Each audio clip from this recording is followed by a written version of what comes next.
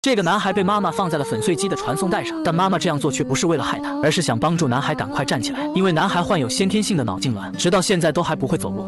你走啊！你走给我看好不好？看着男孩距离粉碎机越来越近，妈妈在最后关头赶紧暂停了粉碎机，紧接着趴到了传送带上失声痛哭。是啊，他的儿子脑部永久性受损，又怎么可能会站起来呢？但就当伤心的妈妈抬头一看，竟然看到了奇迹。只见从未站起来过的儿子，居然一个人扶着栏杆站了起来。此时妈妈终于露出了欣慰的笑容。也就在这时，她决定一定让儿子成为一个不普通的人。这个男孩就是男子100米和200米残疾人跑的世界纪录保持者苏化伟。为了让儿子恢复健康，妈妈每天都带着阿伟练习走路，甚至还帮他报名了残疾人田径队。因为有一天妈妈发现阿伟虽然走路走得慢，但跑起来却非常快，她认为这就是老天爷给他打开的另一扇窗。遗憾的是，阿伟最后却因年龄不够被拒绝了。就在两人失望的准备回去时，他们看到了田径队训练的场景。阿伟看到这一幕后，竟然没忍住，像火箭一样冲到了跑道上，最后硬是甩掉了前面的队员，率先冲到了终点。这一幕将教练看得一愣一愣的，当场邀请了阿伟来田径队。但田径队的训练并不容易。这天晚上，妈妈突然被一阵哭声吵醒，她缓缓走上去一看，竟然发现是儿子。我想人跑得太快了，我已经很努力了。用力哭，不如用力跑。殊不知，正是因为这句话改变了阿伟的一生。这名残疾男孩每次跑步都要把脚趾头跑出血，但他却没有因此而放慢速度，因为只有跑得更快，他才有资格去参加残奥会的田径比赛。终于，皇天不负有心人，他最终以14秒57的100米成绩打入了参加残奥会的队伍。很快，他就跟随队员们来到了残奥会现场。眼看着4人的接力赛马上就轮到了他们的香港队，但就在这时，一名队员却出现了意识恍惚的现象。教练见状，急忙冲上去试图让他放松。随着队员的一阵嘶吼声响起，100米乘4的100米接力赛正式开始。只见他迅速地冲向前方，将第1棒交给了下一名队员，但第2棒跑的却显然有些吃力。第3棒队员使出全身力气拼命赶上。轮到阿伟的最后一棒时，阿伟心里只想着母亲当初的教诲，只要把母亲幻想在前方，什么都不管的往前冲就对了。最终时刻，阿伟同时和2队越过终点。屏幕前的母亲此时捏了一把汗，现在就是等待裁判宣布成绩的时刻。让所有人没想到的是，最终中国香港队赢得了这场接力赛冠军。这一刻，阿伟成功了，屏幕前的母亲也顿时感觉一切都值了。比赛结束后，母亲梳妆打扮迎接儿子光荣归来。没想到就在记者对阿伟的母亲进行采访时，母亲却对有关部门提出了残疾运动员要同工同酬的建议。结果正是因为这句话说尽了所有残疾运动员的心声。因为在当时的香港，残奥会冠军最后拿到的奖金只有几万块钱，而普通运动会冠军却能拿到100万。说完这一句话后，瞬间引得台下记者的掌声。阿伟回到家的第一件事就是把自己赢来的金牌戴在了妈妈的脖子上，因为他在印象中母亲没有一件金器。随即阿伟又对母亲说，在未来他要赢很多金牌送给母亲。没想到在接下来的几年时间里，阿伟果然赢得了无数金牌，并且还刷新了几次世界纪录。这个男孩不是别人，正是中国香港残疾人田径运动员苏化伟。这个残疾男孩竟然想要跟火车赛跑，只见他先是做好起跑的姿势，随着身后的火车朝他奔涌而来，他憋足了一口气就开始拼命奔跑，但他的速度哪里是火车的速度，很快他就被火车赶在了前面。但他并没有因此放弃，就在距离终点还有20米的时候，他竟然迎头赶上，超越了火车。最终他赶在火车前率先来到了终点。让母亲怎么也没想到的是，阿伟竟然真的成功了。他就是男子100米、200米跑残疾人世界纪录保持者苏化伟。就在阿伟在跑步方面赢得成功，拿金牌拿到手抽筋的时候，不料一场意外却差点让他放弃了跑步生涯。因为他的父亲意外被摔成了重伤，由于家里的顶梁柱垮掉了，阿伟不得不放弃跑步，来到了一家快递公司送快递。因为送快递的话，1个月到手差不多7000块，而他跑步只能拿到3000块的补贴。比起当运动员，送快递更有性价比一些，但送快递也并不是那么容易。由于阿伟是一个残疾人，说话都说不清楚，送快递必然少不了客户的投诉。就在阿伟承受着每天挨骂的时候，田径队教练找到了他，邀请他去参加2008年的北京残奥会，但阿伟却拒绝了教练，因为如果参加的话，就要好几个月不送快递，这样父亲的医疗费就供不上了。但回家后，看着新闻里的奥运圣火已经传到了家门口，阿伟最终还是没有忍住的大哭起来。是啊，自己国家举办奥运会，身为一名运动员的他何尝不想去呢？而这一幕恰好被母亲发现。为了让儿子不留下遗憾，他找到了一个经纪人，让经纪人帮阿伟安排一些广告，这样的话阿伟就能一边拍广告赚钱，一边参加训练迎接奥运会了。但由于阿伟长时间没有锻炼，他的成绩直线下滑，为此教练只能安排更大强度的训练。但这样阿伟很快就吃不消了，他白天要进行高强度训练，晚上还要去按照广告商的要求去拍广告。终于有一天晚上，阿伟受不了了。从小到大，你做任何事都是因为我残废。小时候你叫我跑步是因为我残废，你帮我接那么多广告还是因为我残废。母亲心里知道现在的阿伟不明白，以后终究有一天他会明白的。很快就到了北京残奥会开幕的日子，阿伟也随之来到了接力赛的比赛现场。但这一次比赛母亲却没有来，没想到正是因为如此，赛场上的阿伟却屡屡战败。阿伟崩溃的在赛场中痛苦，他不断的寻找着母亲的身影，终于在最后一场比赛中，他在人群之中发现了母亲。母亲的到来让他又重新对自己燃起了希望。果不其然，随着比赛的开始，赛场中的阿伟就变得眼神坚定起来，他犹如一条脱缰的猛兽，最终以24秒65的成绩赢得了200米金牌，竟然一度刷新了世界纪录。是啊，我们每个人都是一个普通人，所有的奇迹都是普通的人制造的，而你也是其中之一。只有相信自己，一切才有可能。老渔民意外捕到一条美人鱼，漂亮的蓝色鱼尾不停在甲板上拍打，800斤的铁箱也能一尾巴拍飞。老渔民立即意识到此物不好惹，抡起斧头狠狠砸在他头上。美人鱼发出凄厉的惨叫，另一人趁机用绳子绑住美人鱼的手腕，本想把它固定在栏杆上，哪知美人鱼找准机会翻下船，倒霉男紧跟着被拽进水里。老渔民本想打死美人鱼救同伴，结果提前送了同伴一程。见美人鱼徘徊在渔船边，像是要伺机报复，老渔民连忙把渔网扔了下去，再次把美人鱼抓了上来，却不知这一幕全被人看在了眼里。这次老渔民不敢大意，把美人鱼的鱼尾绑住吊在半空中，而偷看的男人已经悄悄爬上了渔船。老渔民抡起斧头朝着鱼尾砍去，竟是硬生生将鱼尾砍了下来。他拖着美人鱼的上半身离开，只留下鱼尾飘荡在半空。可怜的美人鱼被扔进船舱，跟几条臭鱼烂虾作伴。老渔民本想着把鱼身和鱼尾分开卖，肯定能卖个大价钱，却不知螳螂捕蝉，黄雀在后，砍断鱼尾的斧头这次要了他的命。美人鱼也落在了男人手里，这货长得斯斯文文，却是个十足的变态。他每天观察着残缺的美人鱼，发现它失去尾巴也一直没死，被砍断的地方反而长出了茧状物。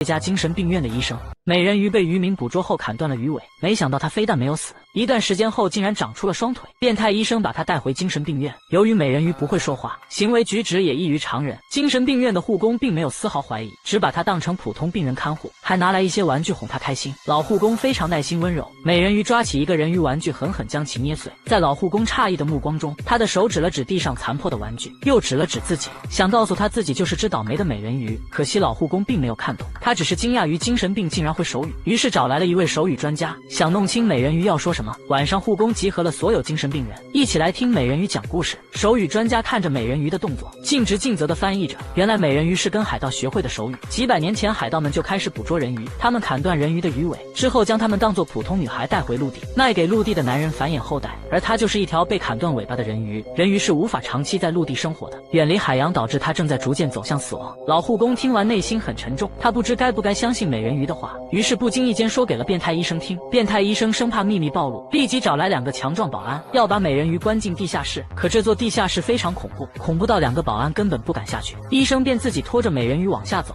美人鱼被关进狭小的房间，等着她的又是怎样的非人折磨。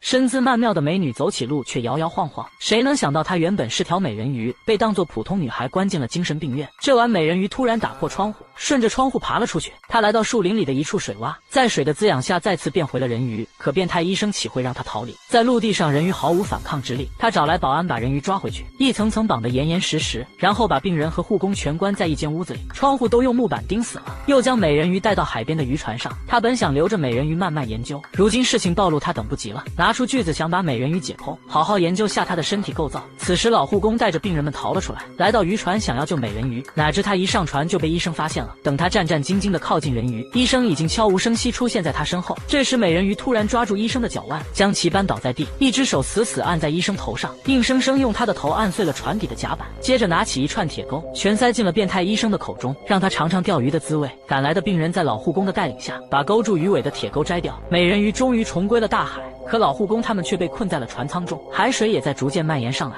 危急关头，美人鱼突然返回，一下下用鱼尾拍打船底，终于把船打得4分5裂。病人们游到了岸边得救了，美人鱼拖着鱼尾来跟他们道别，顺便感谢他们帮了自己，这才永远返回了属于他的大海。黑人母亲每晚睡觉都会用大铁链锁住儿子双手，然后毫不犹豫地关上铁门回房睡觉。多年以来，儿子每晚睡觉都会被2条大铁链拽住，但母亲也并不想这样做。她也是迫不得已。在6年前，黑姐还只是一个家庭保姆，她的雇主是一名孕妇，即将生产，却每天喝得烂醉如泥，还不顾黑姐的反对，嗑一些乱七八糟的药物，丝毫不顾及肚子里孩子的健康。这天晚上，孕妇突然睁开了泛黄的眼睛，然后一脸呆滞的走出了房间。黑姐在身后偷偷的跟着，想要看看女人究竟要去做什么。很快，女人来到了地下车库，将一只流浪猫换到了身边，然后将它慢慢的抱了起来。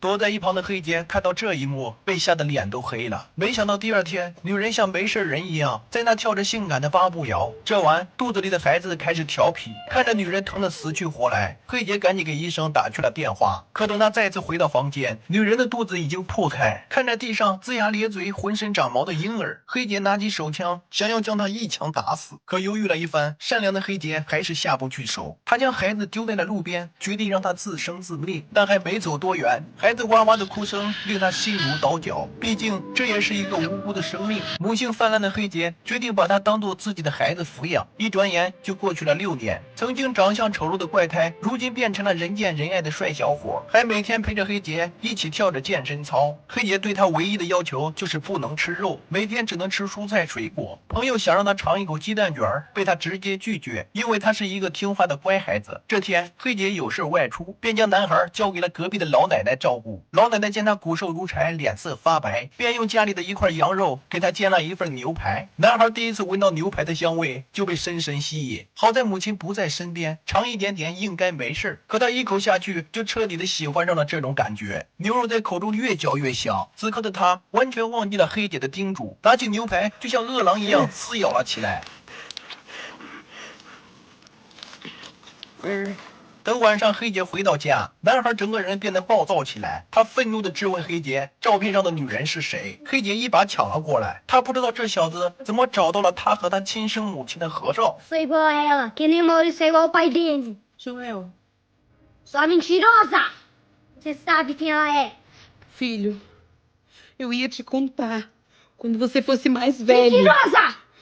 这令男孩异常愤怒，他不明白为什么黑姐不让他吃美味的肉，还每晚将他锁在昏暗的房间。他觉得黑姐有很多事情瞒着他。看到男孩的情绪渐渐失控，黑姐强行将他关进了小黑屋。第二天，铁门上全是抓痕，男孩的衣服也被撕得粉碎。他呆呆地坐在床上，显然这时已经平静了很多。黑姐看了看男孩，开始讲出了他的身世。7年前，他的母亲在酒吧遇到了一个单身帅哥，两人没聊几句，便来到了树林，你侬我侬。可没过多久，男人就变成了一只狼人，消失在那森林之中。很快，女人便发现自己怀上了孩子。她试着去寻找男人，但他再也没有出现过。几个月后，男孩浑身长毛，从母亲的肚子里钻了出来。女人死后，黑姐不忍心将他抛弃，便收养了他。男孩得知了自己的身世，默默地低下了头，似乎意识到后妈也不容易，只好乖乖地听妈妈的话，去学校好好学习，融入人类。可一到学校，很快便出事了。这天晚上，黑姐见男孩放学迟迟没有回家，于是便找遍了所有地方，可仍旧没有男孩的消息。原来此时男孩和同桌不小心被锁进了商场里面。可这天正是月圆之夜，当月光洒在我的脸上，我想我就变了模样。另一边，焦急的黑姐正在认真祷告，突然楼上玻璃破碎的声音引起了她的注意。等她来到楼上，此时男孩躺在床上，满嘴鲜血，嘴巴里还有一根衣服上的毛线。黑姐知道男孩一定是闯下了大祸，于是她开始收拾行李，准备带男孩离开这里。可今天是男孩暗恋女孩的生日，他很想去参加女孩的生日晚会，于是便将母亲骗进了房间，趁她不注意将她锁在了里面，然后自己来到了女孩家里。可就在他玩得开心时，身体突然感到不对劲儿，手上开始长出了毛毛，衣服也渐渐被撑开。他趁着自己还有一丝理智，大喊着女神快跑。另一边，黑姐的同事见他迟迟不来上班，于是便找到了家中，听到房间里不断的拍击声，他赶紧将黑姐放了出来。而此时的男孩已经彻底发生了变化，就在他扑向女孩的一瞬间，黑杰开枪打中了他，他将男孩带到了家中锁了起来，将伤口处理好后，黑杰一边唱着小时候的儿歌，一边安抚着男孩的情绪，男孩也渐渐的恢复了平静。可就在这时，大量的民众找了过来，他们得知男孩是个害人的怪物后，直接闯进了他们家，要将他弄死。突然的砸门声再次激发了男孩的兽性，面对外面怒气冲冲的一群人，男孩再也无法忍受，开始声嘶力竭的挣扎着铁链。黑杰不知如何是好，只好解开他身上的枷锁，然后慢慢的把手伸向男孩。即使再多人与你为敌，母亲也要与你一起面对。男孩感受到了黑杰对他的爱，渐渐的控制住了自己的兽欲。他抓住黑杰的手，两人慢慢的站起了身。这一次，不管将要发生什么，黑杰和男孩都准备好了，共同迎击生死。男人举枪瞄准不远处的野鹿，可扣动扳机时打中的却是一名小男孩。两人瞬间吓得不知所措，于是赶忙跑过去查看情况。可男孩却已经躺在地上饮恨西北。强哥跪在地上悔恨不已，他只是出来打个猎，结果却失手杀了人，这落差谁受得了？可就在这时，男孩父亲找了过来，看着中枪倒地的儿子，老父亲抱着他的尸体悲痛欲绝。强哥本想解释自己不是有意的，可杀子之恨仅靠一句话又怎能平静？悲痛的父亲捡起地上的猎枪，直接瞄准不知所措的强哥。可就在他准备为儿子报仇时，突然开枪的正是强哥的同伴大山，眨眼的功夫就有两人因自己失去生命，强哥的人生观彻底崩塌了。可大山却显得异常平静，只见他将两人的尸体拖进树丛隐藏起来，接着抓起强哥就逃离了现场。本以为在荒凉的树林里不会被发现，没想到他们的恶行却被一名小男孩看在眼里。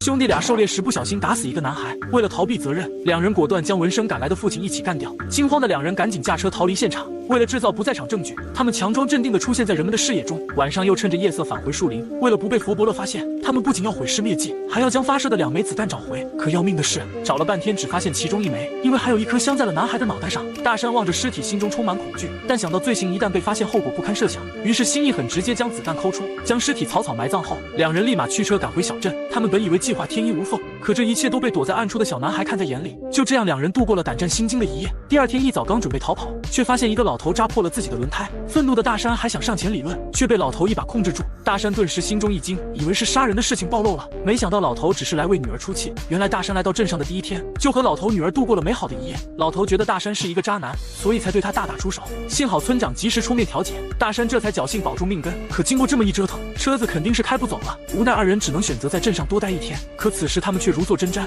生怕下一秒罪行就被人发现。心虚的两人来到酒馆，准备用酒精来麻痹一下自己。谁知这时听见一个村民说，村长的弟弟带着儿子进山打猎，已经消失了1天1夜。闻言，二人心都提到了嗓子眼，赶紧灰溜溜地逃出酒馆。等回到旅店后，强哥一直坐立不安，生怕杀人的事情暴露。可大山却异常淡定，说只要熬过这一晚，他们就安全了。谁知没一会，村长就将他们喊过去，询问他们是否愿意一起寻找失踪的父子俩。为了不引起怀疑，两人只能硬着头皮答应下来。很快，一群人就来到了事发地。大山以为森林这么大，村民肯定不会找到尸体，谁知老头竟带了一条猎犬。见状，二人顿时倒吸一口凉气。可此时想逃跑已经来不及了。果然，没一会，猎犬就发现了异样。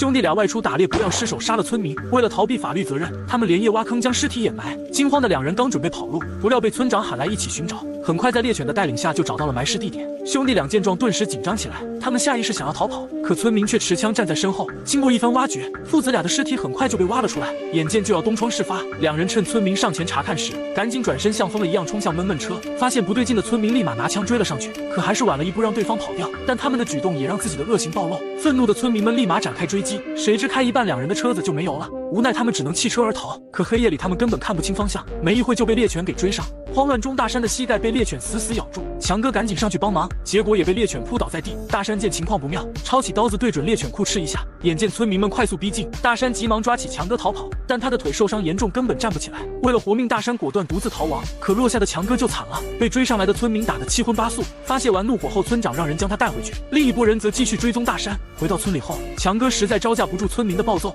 很快就将所有事情和盘托出。愤怒的村长立马决定要让他们血债血偿。第二天一早，大山也被抓了回来，接着就把强哥带到被绑的大山跟前。村长说，如果想活命，就必须拿枪杀了大山。可面对亲如兄弟的发小，强哥死活都不肯下手，但村长却威胁他，如果不开枪，就将二人全部送去西北。想到家里的老婆孩子，强哥的内心也开始慢慢动摇。经过一番挣扎，他还是缓缓举起猎枪，在对方惊恐的目光中扣动了扳机。而村长也信守承诺，让强哥的妻子将他接了回去，因为他知道强哥的下半生都会活在杀死兄弟的噩梦之中。这个亿万富豪意外被老鼠药毒死，然而不学无术的儿子竟分到了上百亿，乖巧懂事的女儿却只分到了一个破地角。为了弄清父亲为何1分钱不留给他，女儿只好打开富豪父亲留给他的遗言。没想到父亲却说，地窖里藏着他埋葬了一辈子的秘密，并希望女儿以后也一直替他保守下去。为了弄清地窖里父亲到底藏着什么宝贝，安娜次日孤身来到了自家后山，果不其然，还真发现了父亲所说的那个破地窖。她想顺着楼梯慢慢爬下去一探究竟，不料里面却是一片漆黑，十分可怕。但为了宝贝，她也只能壮着胆子上前。然而她走到地窖尽头也没发现什么宝贝，只看到了一个披头散发的怪老头。她缓缓上前试探老头还有没有呼吸，结果下一秒，这一幕吓得安娜拔腿就跑。她不明白父亲死后为什么要留给自己一个老头。为了弄清父亲这是想干嘛，次日一大早，安娜便拿起手枪，再次来到了那个破地窖。不料老头见到她后，竟然直接叫出了安娜的名字，还说对她一家人的事情了如指掌，甚至就连安娜小时候喜欢尿裤子的事情都知道。安娜询问老头究竟是谁，不料老头在说出真相前却提出了一个要求，那就是让他弄点好酒好菜过来。为了弄清真相，安娜不得不照做。就当老头吃饱喝足之后，果然将积压在心里30年的秘密说了出来。It was an accident. 女孩孤身带着好酒好菜来到了一个破地窖，因为地窖里被囚禁着一个奇怪的老头，而这个老头正是她的富豪父亲留给她的唯一遗产。果不其然，就当老头酒足饭饱之后，说出了他的富豪父亲为何囚禁他30年的秘密。原来老头和他父亲曾经是好朋友，有一天他们开车不慎撞死了人，他的父亲为了不把牢底坐穿，直接就把那撞死的人埋在了一个深山当中，担心他会把这件事说出去，直接就把他给拍晕，将他一直囚禁在了这个破地窖里30年。安娜听后自然是不相信，因为在她眼里父亲根本就不是那种人。不料老头此时却说他之所以没有分到1分钱遗产，都是因为他父亲有了外遇都给了那个女人。随即老头便说出了那个女人的地址。为了验证老头是否骗人，安娜跟随地址来到了那个女人家，竟发现对方是个浓眉大眼的漂亮女人。在女人的言语当中，安娜也听出来了父亲和她的关系不同寻常。更让安娜意外的是，经过女人所述，她还有一个同父异母的弟弟。这突如其来的弟弟让安娜不知所措。随后她再次来到地窖找到老头，竟然直接将老头从地窖里放了出来，因为她想让老头带她去父亲当年的埋尸地点，这样她就能证明老头冤没冤枉了。虽然时间已经过去30年，那老头的记忆力还是那么惊人，很快就指引着安娜将车开到了一处深山，确认了大概位置后就开始拼命的挖坑。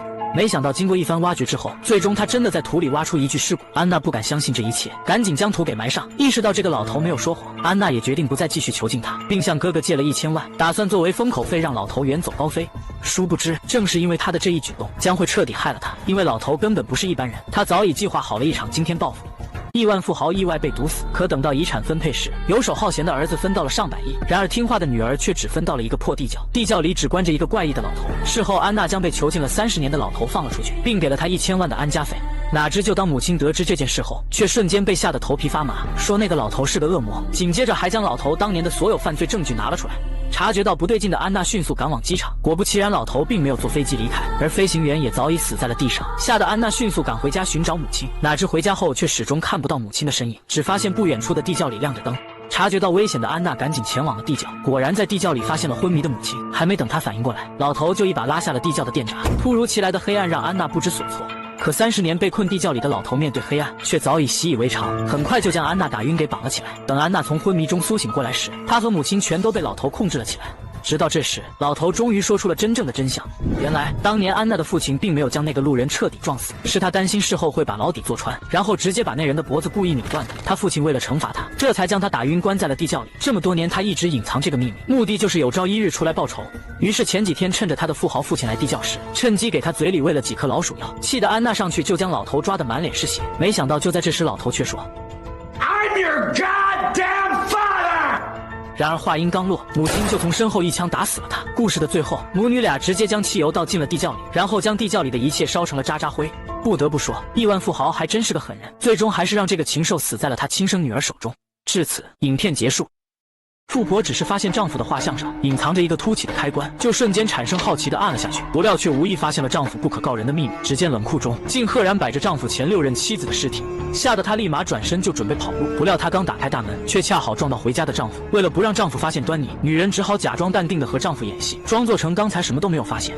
本以为就此可以糊弄过去，没想到丈夫竟突然把她带到了密室里。随着她刚才打开冷库的照片被印刷出来，丈夫立马就换成了另一副嘴脸，当场就准备要了她的小命。然而女人也不是傻子，故意询问丈夫这么有钱有势，为什么要把这么多尸体藏在家里。丈夫一听瞬间感觉这个话题很有意思，因为这么多年从没有人这么询问过他。他说自己的第1任妻子是一个歌手，起初2人相处的还算是幸福，可没过多久他就发现了妻子不正常，无论什么场合都要练自己的嗓子。这也导致妻子给他的惊喜经常会变成惊吓。直到这一天，他终于受不了了，表面上说是想给他一个惊喜，实际上却把他给抱到了断头台上，二话不说就亲手送走了他。只因忍受不了妻子刺耳的歌声，男人就把妻子给抬上了断头台，二话不说就扭动了下面的开关，亲手要了她的小命。为了不让自己孤独终老，男人很快就找到了自己的第二任妻子。这位妻子是一个模特，虽然他很快就花重金把对方娶回了家，但刚结婚不久，他却发现对方也不正常，因为对方只要看见他就黏着他不让他出屋。起初的男人还算是能接受，然而不久后，他却发现这位妻子是个骗子，根本不是出身豪门，而是一个乡下女人。好在男人并没有计较她的出身，但这也让她更加的大胆。这天，她把闺蜜请到家里，竟商量着怎么解决掉男人，从而继承她的100万家产。好在男人对她已经有所警惕，藏起来偷听到了两人的谈话，于是他便打算先下手为强，悄悄走进屋，放下了他们头顶上的象牙吊灯，将两人都给送走。经历了这件事后，男人便不再相信世俗之人，便故意找了一位修女当第3任妻子。本以为对方无欲无求，两人结婚后会非常的幸福。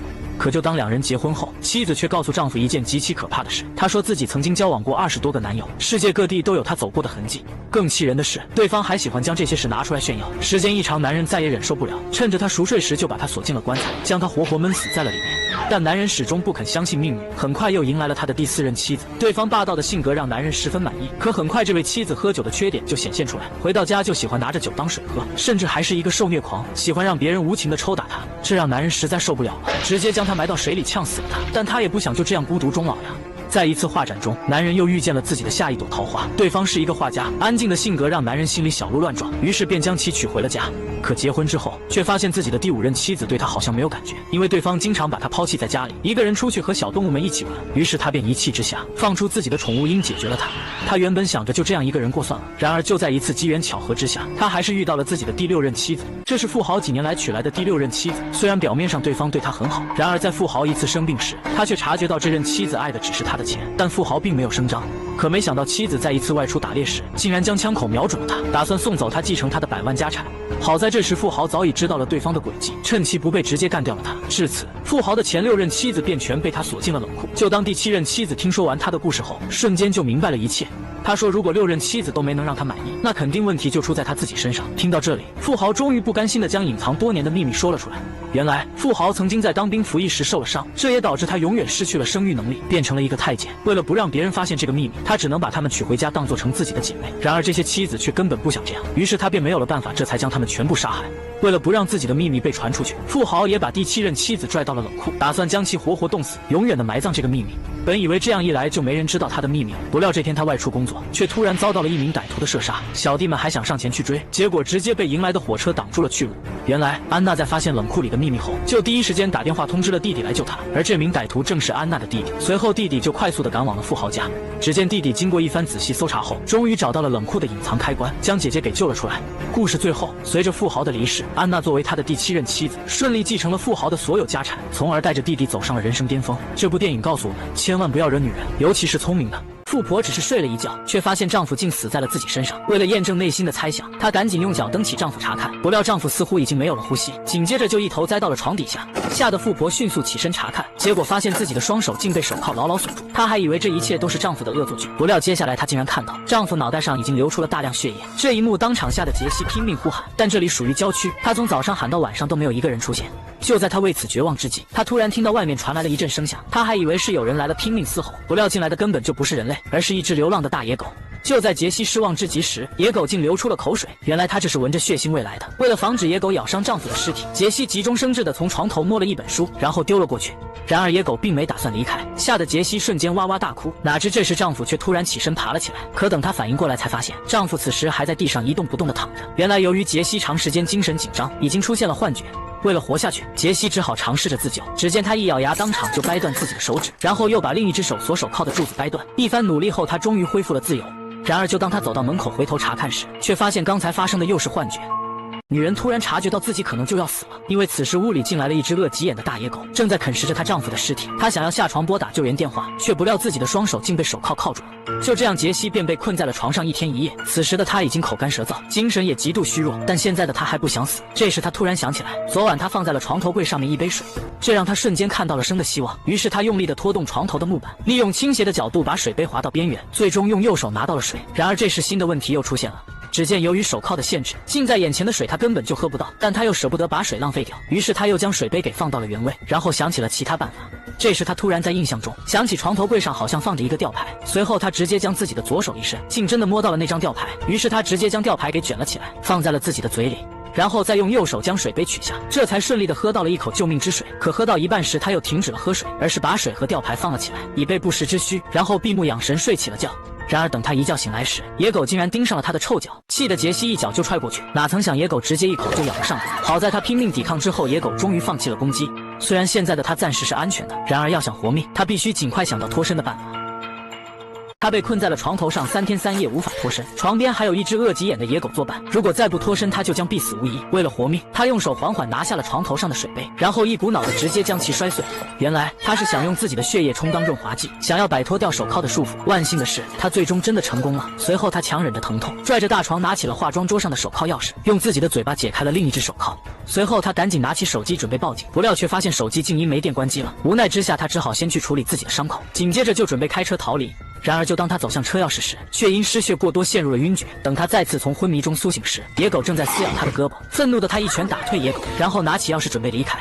不料这时野狗却仿佛闻到了一股恐怖的气息，紧接着一个长相怪异的老头就出现在了杰西家中。好在老头只想劫财并不劫色。就当杰西将手上的钻戒交给对方之后，老头这才放他离开了此地。本以为他会开车躲过一劫，哪知半路杰西却由于太过疲惫，一个不注意就撞向了路边的大树，晕了过去。万幸的是，路人发现了他，及时把他送到了医院，摆脱了生命危险。本以为杰西以后的日子会变得平静，不料从这件事之后，他时常会做噩梦，梦到那个诡异的老头，以至于无时无刻他都感觉那个老头在他家中。就在杰西因为噩梦而整日睡不好觉时，一则新闻却出现在了他的视线中。原来那个来他家的怪老头是真实存在的，他患有严重的精神疾病，平日里以偷盗别人家的金银珠宝为生。随着这则新闻的出现，杰西的生活终于回归了正常。至此，影片结束。每次给女儿做饭，后妈都会往饭团里放一个硬币，然后若无其事地递给上学的女儿吃。然而每当女儿放学后，饭盒都是空空如也，可女儿却活蹦乱跳的。她瞬间察觉到了女儿的不对劲，直接询问饭团好吃吗？お弁当美味しかった？美味しかった。美味しかったよ。听到这句话后，女人瞬间意识到，无论自己对女儿多好，女儿都始终不接受她这个后妈。为了发泄内心的怒火，女人径直地来到了楼下的公园，不由分说的就用力地推正在玩秋千的小女孩。无论小女孩如何呼喊，女人就仿佛像是听不到一样。察觉到异常的家长赶紧把女人推倒在地，看着两人被吓得落荒而逃，女人脸上却露出了诡异的笑容。原来自从光子嫁入豪门之后，女儿就打心里不接受他。为了讨女儿开心，这天他在女儿生日时送给了她一个笔袋。尽管女儿见状表现出了十分开心，可没想到到了第二天，家里的马桶却堵了。起初的光子并没多想，然而就当疏通管道的工人掏了半天后，竟在马桶里找出了他昨天送给女儿的笔袋。光子见状当场震惊，他没想到小年纪的女儿这么有心机。然而这天他送女儿上学时，老师说的话更加的让光子震惊。お弁当作ってもらえないって。小女孩突然趴在桌子上大哭了起来，老师见状赶紧上前询问她怎么了，不料女孩却说后妈没给她准备午饭。然而就当老师将这件事告诉她后妈后，后妈却当场就愣住了，因为她每天早上都给女儿准备午饭，并且每当放学后饭盒都是空空如也。晚上，光子将女儿一系列反常的行为告诉了丈夫，哪知丈夫却说女儿可能是缺少母爱，一时间接受不了她，让光子以后没事就多陪陪女儿。为了获取女儿的信任，光子开始对女儿更加的上心起来，不仅为女儿穿衣穿鞋，还为女儿吃饭。本以为这样女儿就会对他满意，然而这天周末他带着女儿来外婆家做客时，女儿却直接用手抓了起来。光子告诉女儿吃饭要用筷子吃，没想到女儿一听却放下了手中的食物，然后说不吃了。这件事让光子十分头疼。饭后他对父亲倾诉自己的苦衷，然而父亲却教育光子，孩子还小，让他多一些耐心，等时间长了孩子就会接纳他的。听到这里，光子也只好无话可说。只是让他没想到的是，就当次日女儿放学后，却转身回到了教室里，看着一个女同学正在认真擦玻璃，他竟然萌生了一个大胆的想法，二话不说就悄悄走向了那名同学。经常参加葬礼的人都知道，葬礼上最忌讳的就是红色。然而这个女孩却执意穿着红鞋去参加同学葬礼，虽然后妈及时帮她拿出了一双黑鞋出来，然而女孩却根本就不听。来到葬礼现场后，所有人都穿着黑色鞋子，唯独女孩却穿了一双显眼的红鞋。保安询问光子为什么要让孩子穿着红鞋来，然而光子对此却只好解释孩子不懂事。参加完葬礼之后，光子本想着带她来外面教育她一顿，不料女儿却头也不抬的一直玩游戏。光子知道女儿始终都不肯接受她这个后妈，于是他心一狠，直接就选择离开这个家。没想到此时的女儿却突然冲了出来，祈求光子不要离开。直到这时，光子再也抑制不住自己的情绪。第二天一大早，女儿就哇哇大哭的跑回了家，还说同学把她的鞋子抢走了。夫妻俩见状立马来到了学校，询问老师是怎么回事，哪知老师却说根本就不存在这件事。就在这时，一名男同学走了进来，说他看到了前几天女孩将他同学推下楼的事情。光子一听瞬间怒了，没想到就当女儿回到家后，竟然主动承认了这件事，甚至还说出了一系列的狠话。直到这时，夫妻俩才知道孩子做的这一切都是因为他们平时疏忽了对女儿的管教。晚上，家里的玻璃被写满了杀人犯的字样。就在夫妻俩为此焦头烂额之时，光子突然发现了一张接种疫苗的通知单，于是夫妻俩便涌现出了一个疯狂计划。次日一大早，他们就伪装成了接种的医生，将准备好的针管全都给用完了。等他们再次醒来后，所有孩子都会忘记了小爱推同学的那段记忆。自此，影片结束。女人从黑暗中跑来大喊救命，而屋内的女人却像什么也没听到。紧接着，女人被弓箭射中，一个面具人掏出匕首，一下又一下捅向女人，每一下都会重撞在大门上，却丝毫没能吸引到屋内女人的注意。面具人对此很疑惑，他伸出手只敲了几下玻璃，又改为拳头大力敲打，女人依旧无视了他，这让面具人很生气，他直接开门走了进来，掏出匕首准备干掉这个女人。这时女人的好友发来视频邀请，面具人赶紧躲开。女人开始跟好友用手语交流，原来他是个聋哑人。面具人趁机拿走了女人的手机。好友突然说，好像看到女人身后有人影闪过。女人没当回事，解释说也许是他家的猫。跟好友聊完，女人想去喂喂小猫，她摇晃着猫粮找了半天，也没发现小猫的身影，以为小猫出去玩了，还贴心的把门打开，方便小猫回家。可再次打开电脑，竟然收到自己手机发来的信息。她疑惑的打开一看，竟然是刚刚自己找猫的照片，最后一张正是她现在的样子。女人终于意识到不对，她想起被自己打开的门，她惊慌的站起身，大口喘着粗气，紧张的向门外看去，面具人就站在外面，手里拿着女人的手机。女人赶紧冲上去锁门，幸好比面具人快了一步。女人满脸惊恐地看向门外，因为她的门外正站着个面具人。女人赶紧冲上去锁门，幸好比面具人快了一步。面具人并不着急，带着弓弩也没急着用，似乎很喜欢猎物惊慌无措的样子。女人赶紧打开电脑，准备拨打报警电话，可就在这时停电了。不用说，肯定是被面具人拉了闸，电脑网络也随之中断。女人被困在漆黑的房子里，惊恐的被绝望吞噬。面具人为了以防万一，把女人的车胎都扎了，没了交通工具，也没了通讯设备，侥幸逃出去也跑不远。女人抱着一丝希望，用口红在玻璃上写下一行字，又打开手电照在上面。面具人很快被吸引过来，只见上面写着：我没看到你的脸，绝对不会报警，希望你能放过我。面具人笑了，不紧不慢地摘下脸上的面具，然后对女人说：我随时可以闯进去，但我要先吓破你的胆子，再杀了你。面对这种挑衅，女人反而找回了一些勇气，她找了些武器防身。突然窗外出现人影，女人站起身一看，男人正扶着一具尸体跟她打招呼，这具尸体竟然是她的邻居。惊恐之下，女人开始想办法，她用车钥匙打开车子的警报，把男人吸引过去，然后迅速打开窗户，想从邻居身上找手机，可手机没找到，男人却要进来了。女人捡起地上的锤子，狠狠给了男人一下。女人爬上房顶，打开一个闪光灯扔向远处，男人很快被吸引过去。女人趁机往下爬，突然一箭射在女人的大腿上，女人只能再往回爬，腿上的疼痛让她无法快速逃跑，只能在楼顶埋伏男人。男人刚一露头，女人拿到了弓弩，她一瘸一拐地回到家，咬牙处理好腿上的伤，又用出吃奶的劲儿给弓弩上箭，准备找时间反击。可这时一个男人来敲门，原来是邻居的男友。可女人是聋哑人，根本听不见，反而被杀手听到了。他竟然冒充警察，说接到女人的报警电话，收走了男人的手机。男人很快反应过来，一个聋哑人怎么打电话报警？他让杀手先把手机还给他。杀手掏手机时，把女友的戒指带了出来。男人瞬间明白了一切，他骗杀手花盆底下有备用钥匙，趁机拿起石头准备偷袭。这时女人拼命拍打玻璃，男人被分散了注意力，受到了致命一击，但他还是拼命拖住杀手，可惜大量失血让他最终丧了命。女人被激怒了，她一箭射中杀手，然后赶紧往回跑，可剑却掉了。女人伸手去捡，手还没来得及收回，直接被门夹住。杀手更是抬起脚狠狠踩了上去，女人疼得撕心裂肺，但杀手却暂时放过了她。女人丝毫不敢放松，拿起刀躲进洗手间，随时等待杀手到来。殊不知，此时杀手已经从她背后破门而入，手里拿着刀子，准备了结她的生命。女人突然感觉到杀手的呼吸，想都不想转身就是一刀，可惜没捅到要害。杀手死死掐住她的脖子，眼看就要窒息。危急关头，女人摸到一个开瓶器，直接插进了杀手的脖子。一场狩猎游戏到此结束。这部影片虽然是小成本制作，但情节十分紧张刺激，喜欢的朋友可以去看看。这个富婆只是半夜撒了一泡尿，没想到竟因此捡回一条小命。因为就当她返回房间准备睡觉时，突然发现监控里有3个陌生人闯入了她家，并且还悄摸地朝着楼上走来。富婆见状，迅速跑回房间用水浇醒了女儿，紧接着拉着女儿就往楼下逃命。可他们刚走到走廊就被劫匪挡住去路，好在旁边有个电梯，母女俩及时躲到了里面，但一直躲在电梯里也不是办法。这时富婆突然想到2楼有一间密室，于是果断按下电梯的紧急制动。就在劫匪追上他们的前一秒，及时躲进了密室里。由于密室坚硬无比，劫匪们瞬间气得直咬牙。然而劫匪也不是傻子，为了逼母女俩从密室里出来，他们竟拿电钻对着密室的墙壁钻起了洞，打算往密室里输送煤气将他们逼出来。只见他们迅速拿出管子就插进了洞内，然后拧开了煤气罐的阀门。随着大量的甲烷源源不断的流向密室，密室里的母女俩很快就被呛得直咳嗽。他们拿出胶带想粘住输送口，不料胶带很快就被甲烷吹破。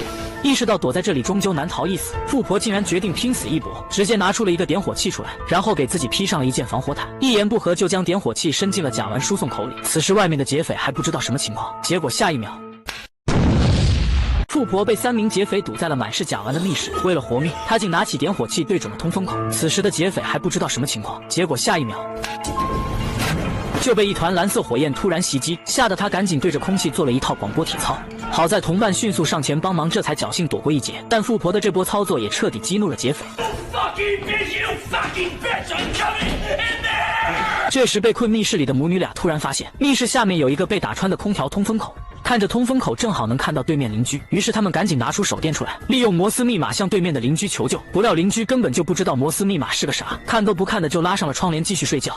求救无果之后，富婆突然在监控里发现外面的3个劫匪跑到了楼下的角落里，于是她内心便产生了想回卧室拿手机报警的想法。虽然不知道能不能拿回手机，但她认为这是母女俩唯一活下去的办法。于是她趁着劫匪不注意就拉开了密室大门，取回手机，趁着劫匪们追上来的前一秒关闭了密室大门。可取回手机后，富婆却发现密室里没有一点信号。原来这群劫匪是高智商劫匪，早已用信号屏蔽器屏蔽了所有信号。意识到逃跑无果后，母女俩只好躲在密室里静安其变。哪知外面的一名劫匪却不耐烦了，内心发生了崩溃，想要打退堂鼓离开。然而另外2名劫匪哪里会同意？为了防止对方跑出去后陷害他们，一枪就残忍地将其解决。密室里的母女俩见状害怕到了极点。然而就在这危急时刻，一个男人突然打开了房门，原来是富婆的丈夫出差提前回来，还没等丈夫弄清怎么回事，就被劫匪一拳撂倒。密室里的女儿看到父亲被劫匪们痛苦折磨后，竟突发起了哮喘。富婆见状瞬间害怕的要死，因为如果不及时给女儿注射药物，女儿就会发生休克，甚至还有死亡的风险。女孩突然哮喘发作，生命就只剩下了半个小时，如果不及时注射药物，很快就会死亡。但此时她家里进了劫匪啊，如果冲出密室大门去卧室里拿药，很有可能就会被劫匪发现丢掉性命。眼看着女儿即将支撑不住，富婆顾不得多想，迅速打开密室大门，趁着劫匪不注意时溜到了冰箱旁，拿出了需要给女儿注射的药物。可就在她拿着药物准备返回密室时，却突然发现劫匪已经溜进了密室当中。意识到自己的女儿有危险，富婆赶紧悄摸地溜到了楼下，一把就将埋伏起来的劫匪撞倒。就在她想闯入密室时，却突然被另一个劫匪挡住。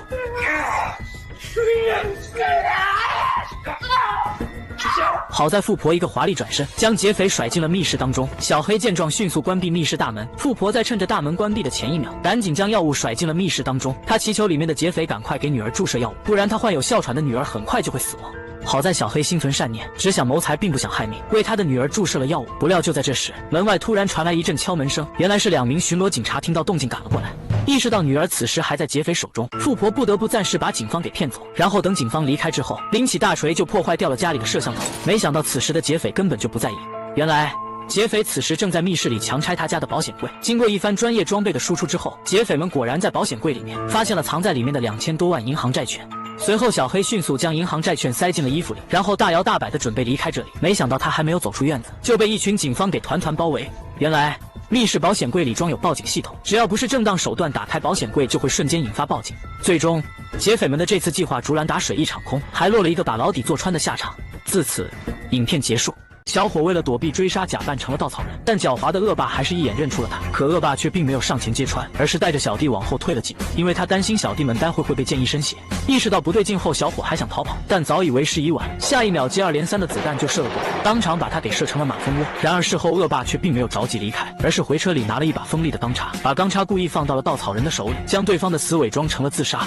殊不知很快恶霸们就将为此付出惨痛代价，因为小伙此时已经和稻草人融为了一体，准备复仇。果不其然，等到了夜色来临时，小镇外面就突然开始阴风四起，这也就预示着稻草人即将要行动了。只见一名恶霸刚喝完酒回家，就突然发现马圈里莫名多了一个稻草人。起初的他并没有在意，没想到这时谷仓又突然传来机器轰鸣声。好奇的他缓缓来到了谷仓查看，结果却并没有发现里面有人，于是便一脸懵逼的关掉了机器。但这时头顶又突然掉下来了一堆稻草，察觉到不对劲的他立马就爬了上去，想要看看到底是谁在恶作剧。然而等他爬到2楼时，楼下的机器却突然自行启动，受到惊吓的他一个没站稳就掉了下去。虽然他及时抓住了天花板上的电灯，可由于电流刺激他，还是不自觉地松开了手。下一秒他就一头栽进了高速运转的粉碎机。小伙假扮成稻草人躲避追杀，没想到最后还是被恶霸乱枪打死。此时恶霸们还不知道，死去的小伙已经和稻草人融为了一体，打算向他们复仇。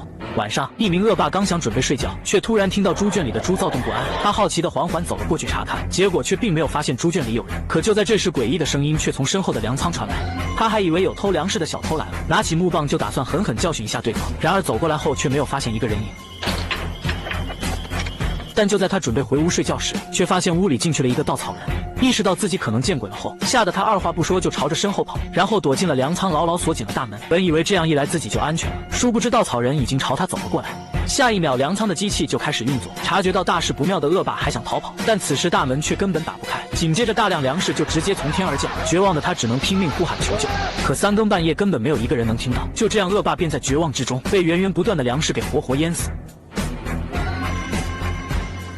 同伴的接连死去，让本身就不信鬼神之说的大哥察觉到了不对劲。他认为小弟的死肯定是死去小伙的母亲捣的鬼，于是为了自身的安全着想，他便趁着夜深人静时溜到了老太太家，直接从身后死死捂住了她的嘴巴，当场把老太太给捂死了。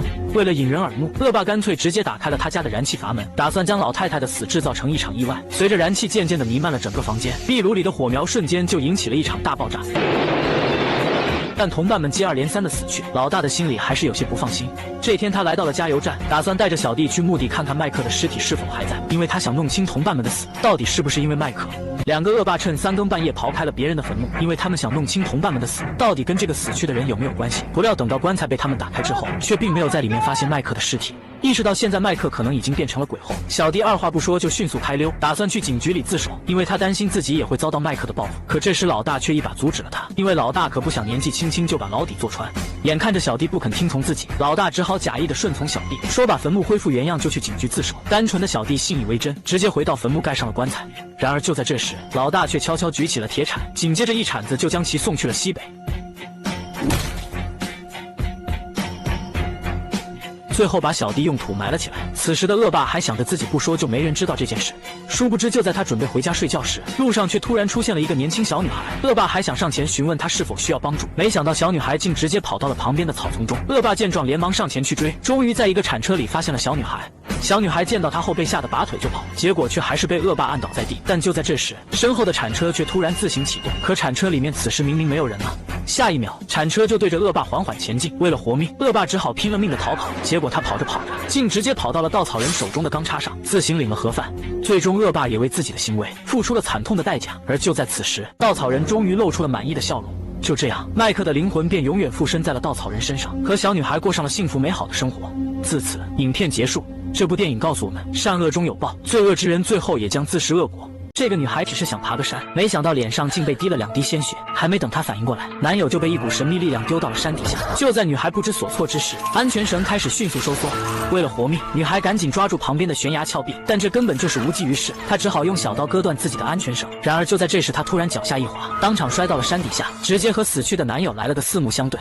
女孩见状根本不敢发出一点声音，因为某种可怕的东西正朝着山下而来。为了活命，女孩只好抛下男友撒腿就跑。好在很快她就回到了汽车的位置，可还没等她来得及高兴，就突然被一根提前设置好的陷阱绊倒。她想要慢慢爬到车上，但一切都已为时已晚。虽然这片森林十分危险，但眼前开车的男人却浑然不知。结果刚行驶到这处森林，就突然被一根提前设置好的钢丝扎爆了轮胎。好在这时他遇到了同样被扎爆轮胎困在这里的几个年轻人，意识到这钢丝很有可能是被故意放的，众人只好去附近寻找村民求救，只留下了一对小情侣留下来看车。殊不知小情侣此时已经被盯上了。就在男孩去后备箱寻找食物时，他突然被森林中的声音深深吸引。等女孩反应过来时，男友早已没有了踪影。Evan， 他缓缓地走到森林寻找男友，结果下一秒，3人刚走到一处森林，就差点被森林里的陷阱给送走。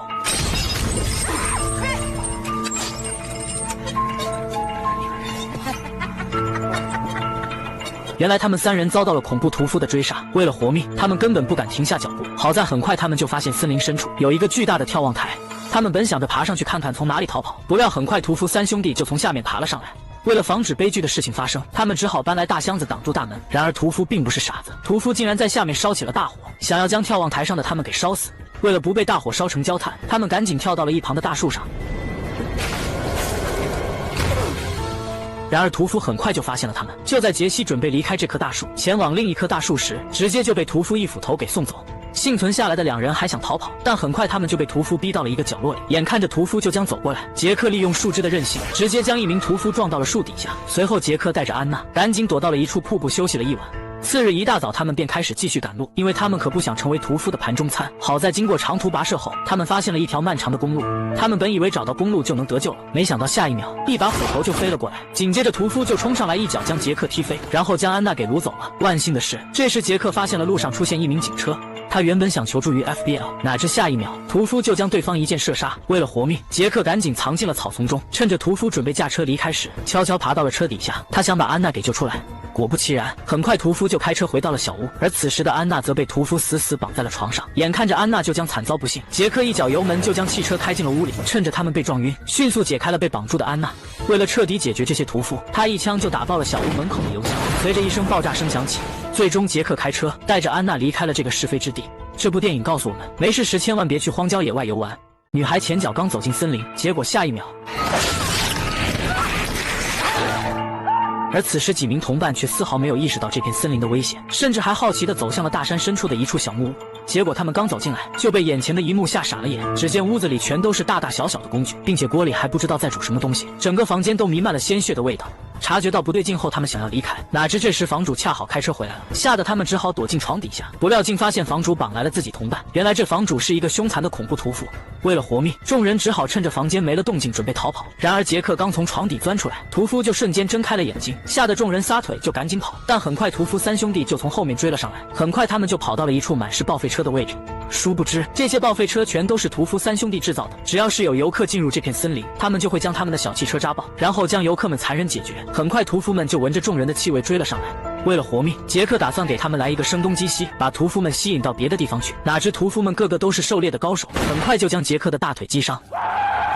无奈之下，卷毛只好也跑出去吸引屠夫。好在卷毛跑得够快，并没有被打中。趁着屠夫们溜进森林，三人赶紧坐上屠夫的汽车营救卷毛。然而他们刚准备让卷毛上车，屠夫就抬起了弓弩将卷毛击杀。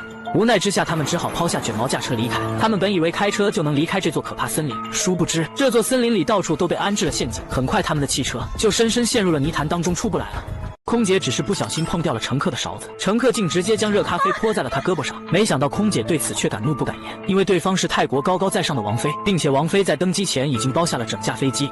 但空姐缓过来神后却越想越气，为了报复王妃，她直接脱下了自己的高跟鞋，用鞋跟将咖啡搅拌均匀，然后再次端到了王妃跟前。没想到王妃却再次刁难，让她摘下来手上的蓝宝石戒指瞧瞧。面对着王妃的无理要求，空姐只能乖乖照做。哪知就当空姐将戒指摘下来后，王妃却一把扔到地上，然后用鞋子狠狠踩在了脚下，说现在她饿了，让空姐去准备午餐，吃饱了再将戒指还给她。无奈之下，空姐只好为王妃端来了午餐。不料此时王妃又开始故意刁难，说不想吃这个，想吃她的工作餐。得知王妃对海鲜过敏后，空姐直接就将工作餐里的海鲜挑出来，然后将面条加热后端给了王妃。可就当王妃几口面条下肚后，竟开始剧烈的咳嗽起来。空姐见状提醒王妃可以去厕所漱口，没想到就当王妃从厕所回来后，脸上却已经长满了因过敏而引发的红疹。起初的空姐并没有意识到问题严重性，然而次日就当她准备返程时，却发现电视上竟播报起了王妃昨晚意外去世的新闻。空姐只是将带有海鲜汤水的面条端给了王妃，没想到第二天，王妃就因海鲜过敏离开了人世。由于王妃属于王室成员，机场必须要将王妃的遗体运回去，而运送遗体的任务自然是落到了丽莎身上，因为那面条就是她端给王妃吃的。丽莎本以为睡一觉任务就完成了，没想到到了半空中，飞机却突然遭遇了强气流，紧接着王妃的遗体就突然的动了一下。这一幕瞬间吓得丽莎不知所措。然而还没等她反应过来，王妃的遗体就突然从座位上摔了下来，并且直接朝着她的方向袭来。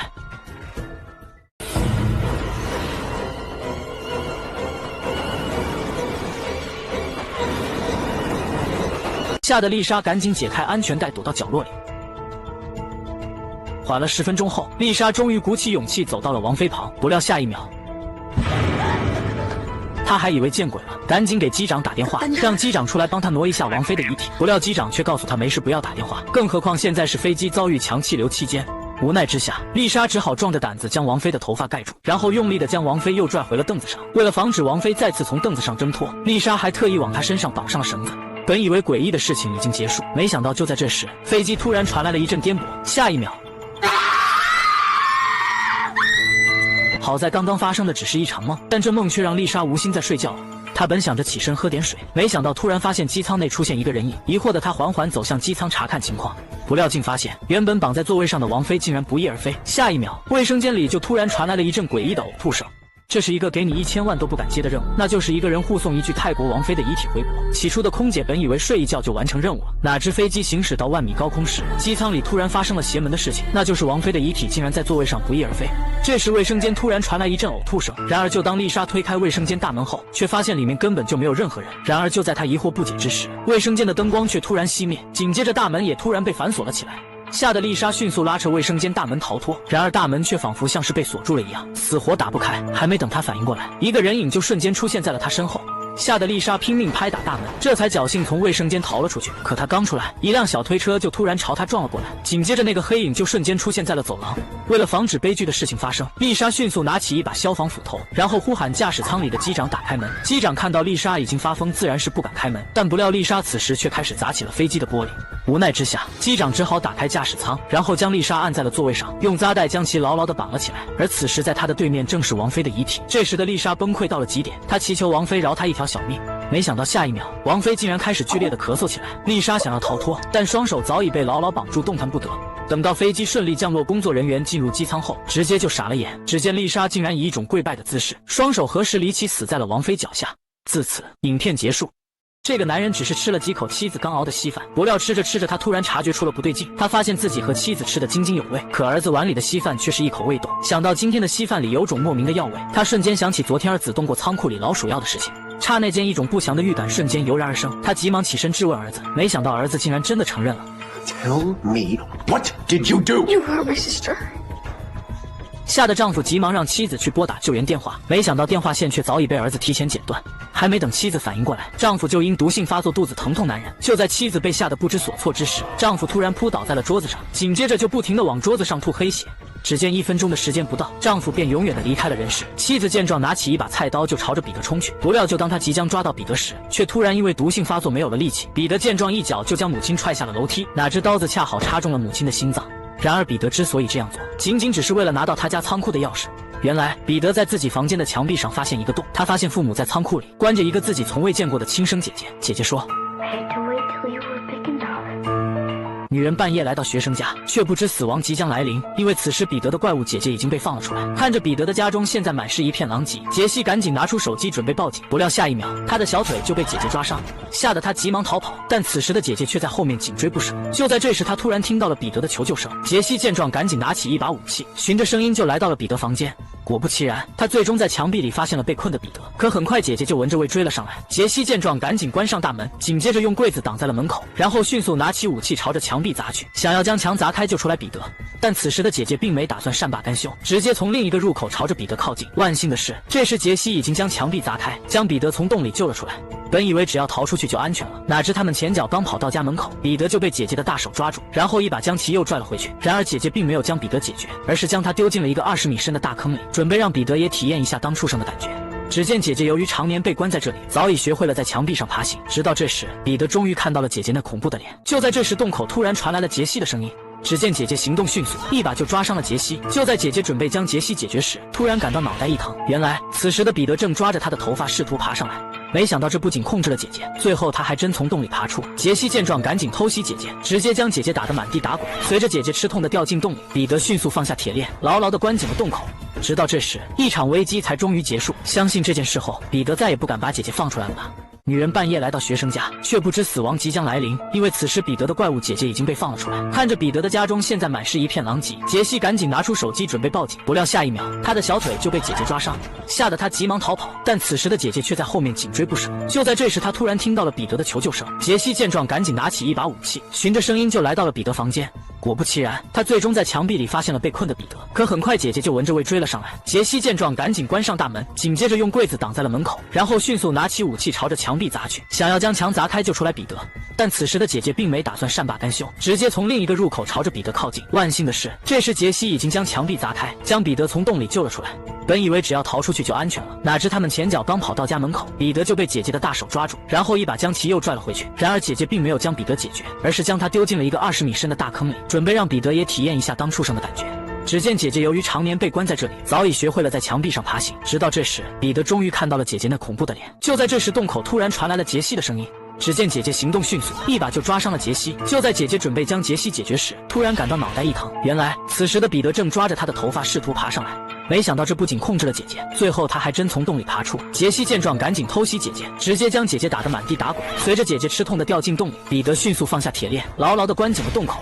直到这时，一场危机才终于结束。相信这件事后，彼得再也不敢把姐姐放出来了吧。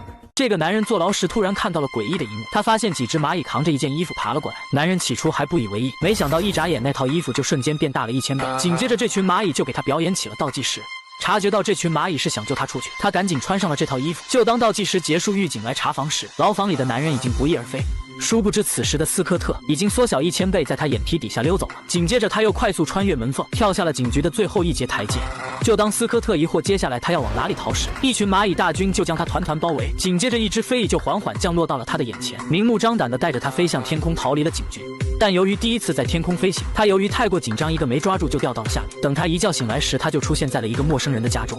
醒来后发现地板上已经布满了蚂蚁，不明所以的他缓缓走下床找人，没想到这蚂蚁就像是通人性一样，纷纷给他让开了路。来到客厅后，博士和他的女儿已经等待多时。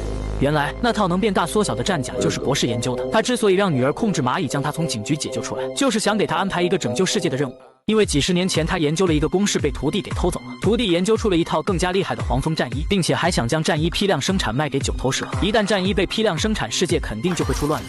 博士说他是被选中的人，想训练他成为超级英雄，然后将那套黄蜂战衣毁掉。Scott, I need you to be the Ant-Man. 这个男人每天都会穿上自己的战甲，拼命地朝着房门撞击。他并不是给自己有仇，而是想锻炼自己的特殊能力。因为他穿的这件战甲很神奇，只要穿上就能随意变换身体的大小。好在经过反复训练后，他已经能做到了随时变换大小，轻而易举的就能从锁孔里穿越到另一个房间。为了让斯科特彻底的成为超级英雄，博士的女儿担任起了他体能老师。经过反复捶打后，斯科特终于拥有了一身的腱子肉。之后他就正式的变成了一名蚁人。为了让他更好的了解蚂蚁，博士向他介绍了他的盟友长角力毛蚁，它拥有闪电的速度，并且身上还能导电，可以迅速破坏敌人的电子仪器。紧接着就是子弹蚁，它的牙齿非常锋利，一口就能咬出一个成年人。随后又是安东蚁，它能运输各种物体。最后就是火蚁，它们能快速帮你搭桥，帮助你顺利逃离险境。最后在博士的指挥下，斯科特还学会了一种控蚁术，能用意念控制蚂蚁，帮他做自己想做的事情。为了让斯科特更好地完成任务，博士还特意送给了他2枚飞镖，红色飞镖可以对物体进行缩小，蓝色飞镖则可以将物体放大。学到了一身本事后，博士给他安排了第一项任务，那就是前往复仇者基地去偷一个信号屏蔽器。不幸的是，他刚刚来到这里就被2代队长猎鹰发现了。博士见状急忙让蚁人赶紧撤离，但蚁人却根本不想逃脱，甚至还直接缩小，紧接着又变大将猎鹰爆了。猎鹰哪里受得了这般屈辱，对着蚁人就展开了一番攻击。好在蚁人关键时刻可以缩小，猎鹰很快就找不到了他的身影。殊不知此时的蚁人已经溜进了他的身体，对着他就是一顿疯狂破坏。紧接着趁其不意就溜进基地偷来了信号屏蔽器。通过这件事后，博士感到了不可思议，看来自己真没有看走眼。随后博士又给他安排了第2项任务，那就是偷走徒弟研究的那套杀伤力极强的黄蜂战衣。这个男人是拥有控制蚂蚁能力的蚁人，只需小小的意念控制，就能让所有蚂蚁大军听他派遣。为了完成偷走黄蜂战衣的任务，他乘坐火蚁打造的蚁船从下水道出发，成功顺着下水道钻到了目标公司的卫生间里。紧接着他又乘坐飞蚁进入了通风管道，来到了公司的数据库里。随后他又控制火蚁烧毁了数据库里的电子设备，最后成功来到了锁住黄蜂战衣的保险库。但就当他进入保险库准备拿衣服时，黄蜂战衣却瞬间消失，紧接着保险库又瞬间关闭，将他牢牢困住。原来这一切都是眼前光头设计好的诡计，他早就察觉到了博士的蚁人计划。就在光头准备将博士送去西北之时，蚁人突然想起自己口袋里还有2枚变换飞镖，只见他直接甩到保险库的墙壁上，随着保险库玻璃瞬间破裂，他立即对着保险库里的人发起了攻击。就在他询问博士有没有事时，光头突然抬枪瞄准了他的脑袋。好在这时博士的女儿及时利用控蚁术将枪口牢牢咬住，眼看蚂蚁就要将自己咬伤，光头2话不说就带着黄蜂战衣赶紧逃离了现场，坐着飞机就离开了这里。但蚁人哪里肯饶过他，很快就乘坐飞蚁飞到了飞机里面。光头见状对着蚁人就是一顿疯狂射击，奈何蚁人的速度实在太快，他几枪过去丝毫没有伤害其分毫。看着自己的公司大楼发生了爆炸，光头的心里愤怒至极，穿上黄蜂战衣就准备和蚁人来一场生死搏斗。混乱之中，2人全都掉进了一个箱子里。尽管箱子急速朝着地面掉落下去，2人丝毫都没有顾及自身安危，依然在箱子里打得不可开交。好在最后箱子落地时掉进了一个泳池中。没曾想光头落地后却打起了蚁人女儿的主意。这时的蚁人忍无可忍，为了女儿的生命安危，蚁人对着光头就是一顿攻击，而光头也不堪示弱。只见他的激光所到之处，所有东西都瞬间变成了渣渣灰。为了尽快的将这个害人的家伙解决，蚁人无奈只好将自己缩小到分子大小，直接钻进了光头的体内，在里面疯狂的搞破坏。最终光头在一阵痛苦之中化身成了粉末，而与此同时，蚁人也进入量子领域陷入昏迷。好在关键时刻他听到了女儿的呼喊声才被唤醒。也就在这时，他突然想起来自己口袋里还有一个蓝色飞镖。随着蚁人一把将蓝色飞镖装进战甲，蚁人瞬间从分子大小变回了正常人。就当博士得知他在这次事件变成了分子后，瞬间感觉到了不可思议，因为他的妻子之前就变换过分子大小，但他的妻子却没能再回来。故事的最后，世界再次恢复了平静，而蚁人的女儿也拥有了宠物，那就是一只被放大过的蚂蚁。而博士那边又研发了一个可以变化大小的战衣，并且将其送给了自己女儿。假如给你一套这样神奇的战衣，你愿意放弃现在的一切，成为拯救世界的超级英雄吗？开车的时候千万不要开车。女人凑到男人面前想要亲热，结果男人太投入，直接将过马路的老太太给撞死了。而此时两人还不清楚他们将为此付出怎样的代价。男人叫大海，是当地有名的律师，他凭借着自己的金钱和人脉收买了交警和法官，成功的摆平了这场撞人案。可就在他一身轻松的走出法院时，一个满脸皱纹的老人喊住了他。老人伸出拳头一下杵在了他的脸上，说完，老人还一脸诡异地朝着他微笑。大海被这个莫名的老人搞得有点懵。1周之后，大海发现自己的身材变得苗条了很多，来到体重秤上称一下，才发现7天的时间竟然瘦了14磅。大海还以为是自己患上了什么疾病，可经过医生的一番检查，他的身体竟然比医生还要强壮。时间一天天的过去，大海的体重仍在不断的下降。刚开始他还十分开心，因为这样他就可以肆无忌惮的吃自己喜欢的食物。可很快他就发现事情并没有表面上那么简单，即使他每天吃的再多，体重仍旧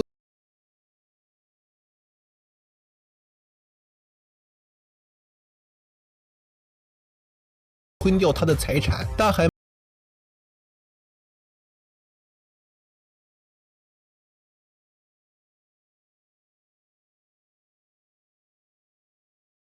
找上了一名侦探，在侦探的调查下找到了那个下诅咒的老人地址。几经波折之后，大海在一个偏僻的小镇上找到了他。这里所有的人都用冷漠的眼神看着他，在他们眼里，大海就是一个藐视法律的杀人凶手。此时大海苦苦地请求他们原谅，并掀开自己的衣服，说自己已经受到了惩罚。可这并没有得到老人的原谅。他走到大海的面前说道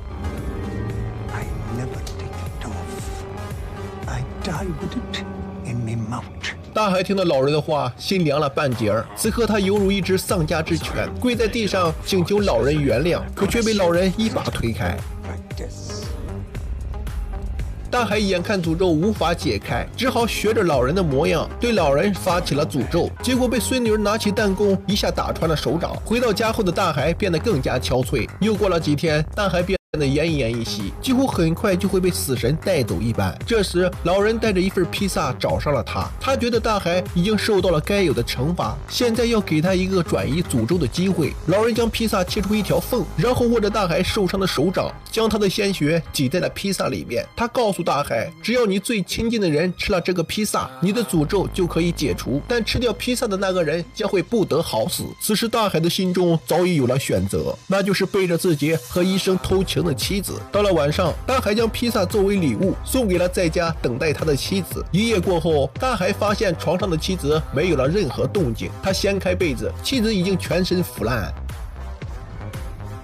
男人从昏迷中醒来，一脸惊恐地看向旁边，因为隔壁病床的老人全身散发着诡异的气息，凌乱的胡子，锋利的指甲，这一切都似乎说明他在这所医院里躺了很久，而且肯定很长时间没有人管了。吓得山姆赶紧按响了呼叫器，但回应他的却是死一般的寂静。山姆只好挣扎着坐起身，强忍着不适从胃里拔出了氧气管，完全没有注意到边上的老人已经消失不见。正在他一脸诧异之时，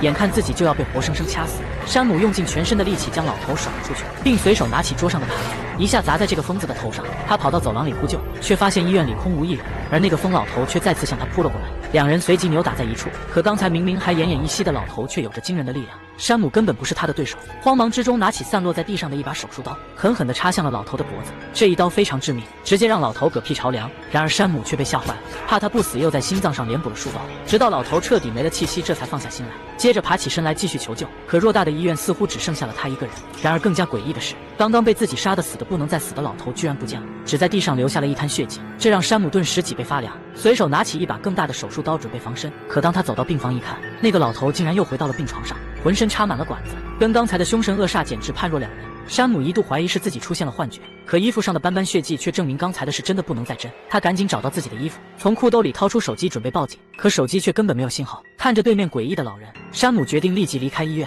他换上自己的衣服，刚准备出门，却突然被一个身材娇小的护士挡住去路，正是听到呼叫器的声音才赶过来的，还警告山姆需要休息，不能下床。山姆说有人攻击自己，说着随手指向一边的老头。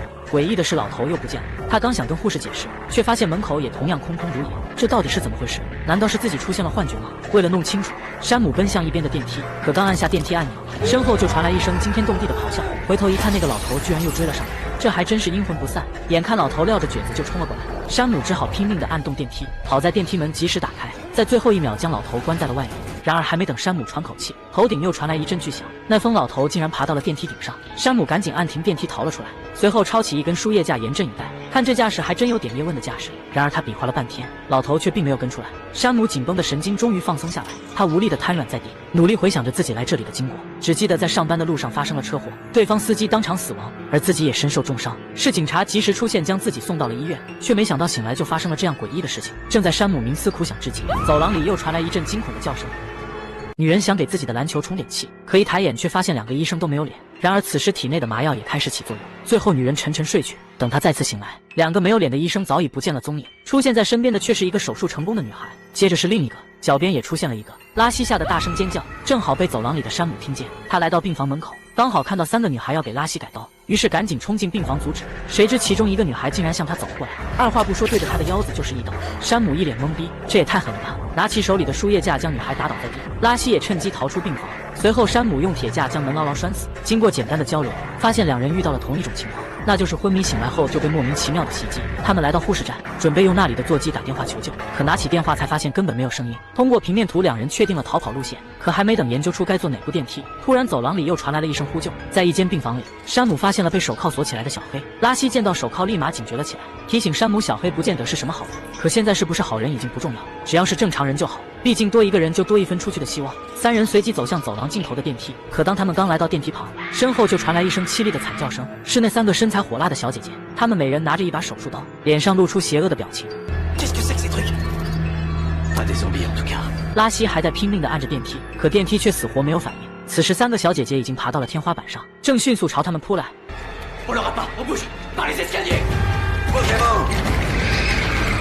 还好在最后一刻成功将3个小姐姐挡在了门外。山姆让小黑和拉希先下楼，自己先顶一阵，可很快玻璃就被小姐姐打碎。山姆一看也只好跟着往楼下跑，但还没走几层就被一只黑色的手拦住，而另外2人早已不见了踪影。山姆只好慢慢向着楼上退去。这时一个壮汉突然从身后抱住了他，并警告山姆不能往楼下走，因为那里已经燃起比地狱还惨烈的熊熊大火。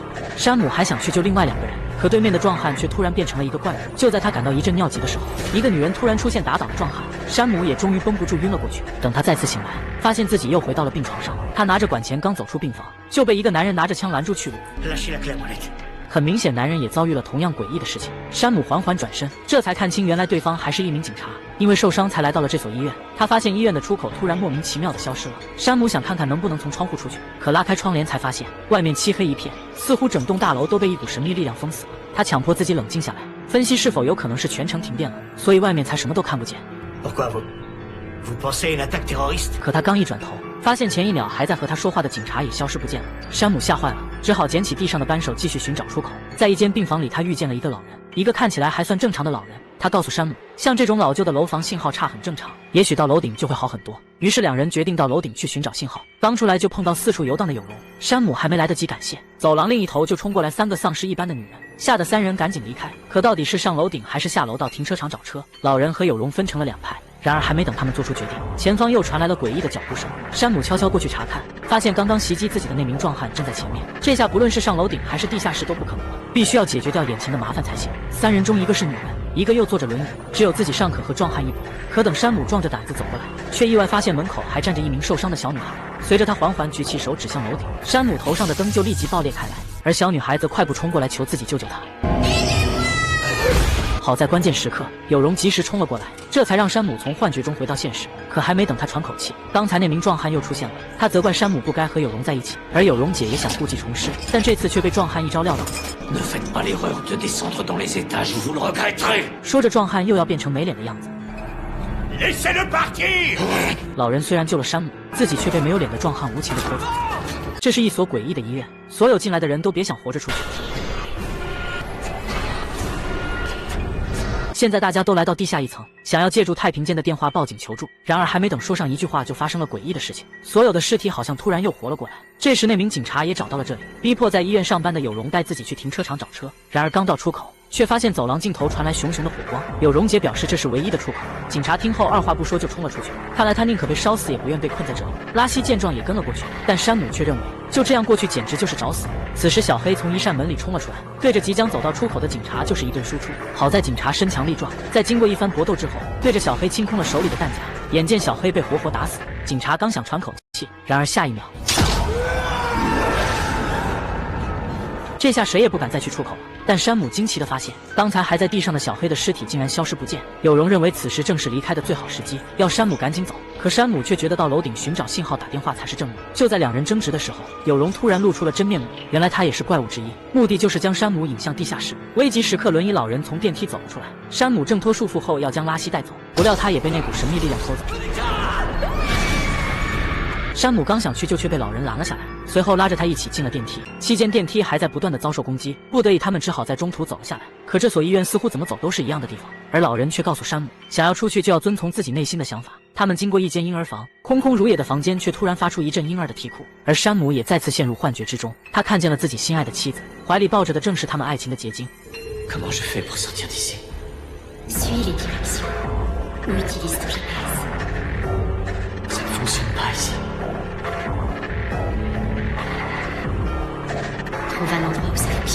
随着幻觉的消失，老人也把真相说了出来。原来他和有容姐都是这里的向导，带不同的人去各自想要去的地方。从山姆出车祸的那一刻起，他们两人就已经开始进行引导了。来做整形手术的拉西，以及执勤遇袭的警察，甚至是被冤枉的小黑，他们都跟有容去了另外一个地方。而至于山姆所经历的一切，正是处于生与死之间的挣扎。山姆想到妻子所说的话，最终选择了相信老人。之后他们一起走向北电梯，路上又碰见了那个受伤的小女孩。心地善良的山姆当然不会丢下她。随后三人走向了心中向往的地方，可事情又怎会如此顺利？之前那个疯老头又从电梯顶冲了下来，这次山姆没有手软，他跟这个疯老头扭打在一起。打斗过程中，山姆似乎又回到了刚进医院的时候，看到自己正躺在病床上接受医生和护士的抢救，几乎用上了所有的医疗设备。一股强烈的求生欲望支配着他跑进楼道。当他用尽全力拉开那扇门的时候，一缕温和的阳光照射进来，或许那就是天堂的样子。他让小女孩先走了出去。与此同时，躺在病床上的他也开始逐渐有了呼吸。正当山姆也想出去的时候，他突然感受到了婴儿的心跳，原来那是守护在病床边的妻子，还有他肚子里还未出生的宝宝。山姆终于明白，这一切遭遇都是昏迷中的自己在跟死神搏斗，也是跟自己较劲。他拿出手机，给妻子发送了一条爱你的短信，然后大踏步地走向光明。一念地狱，一念天堂。面对困境，不要轻言放弃，也许百般阻挠的那个人正是你自己。